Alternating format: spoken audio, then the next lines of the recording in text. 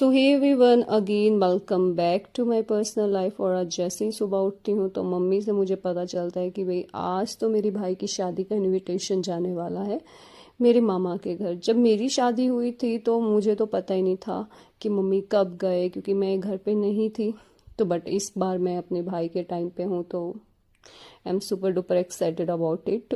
तो यहाँ पे मम्मी बना रहे हैं बबरू। तो बबरू बनाने के लिए पहले आपको जो है वो आटे का एक डो रेडी करना होता है। साथ में एक बबरू का एक मेकिंग के लिए होता है जिसके अंदर आप बबरू की शेप उसको देते हो। साथ में यहाँ पे बना दी थी मम्मी ने गुजिया। ये मम्मी ने फर्स्ट टाइम ही ट्राई करी थी लेकिन अच्छी बन गई थी, जिसके अंदर हमने सारे ड्राई फ्रूट्स और कोकोनट वगैरह ऐड किया था। और ये हमने ऑप्शनली बना के रखा था कि समटाइम कुछ लोगों को बबरू नहीं भी पसंद आते हैं तो वो गुजिया खा सकते हैं मीठे में। तो यहाँ सारा सामान रेडी करके मैं और मम्मी निकल गए। पापा भी साथ में थे क्योंकि 10 मिनट का रास्ता है, तो इसलिए हम तो गांव में पैदल ही, और जब गांव में ही मम्मी के मायके हैं तो पैदल ही वॉक करके चले जाते हैं नानी के घर। फाइनली पहुंच जाते हैं नानी के घर। और मेरी 3 मामा हैं तो सबसे पहले 1 to 1 करके हम सबके घर में जाएंगे। तो यहाँ पे मम्मी सबसे पहले लगा रहे हैं तिलक।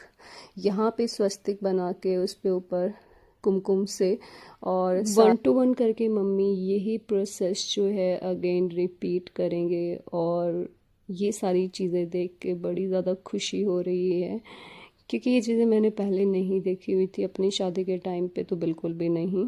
तो फिर हम चले जाते हैं मेरे मामू के घर में।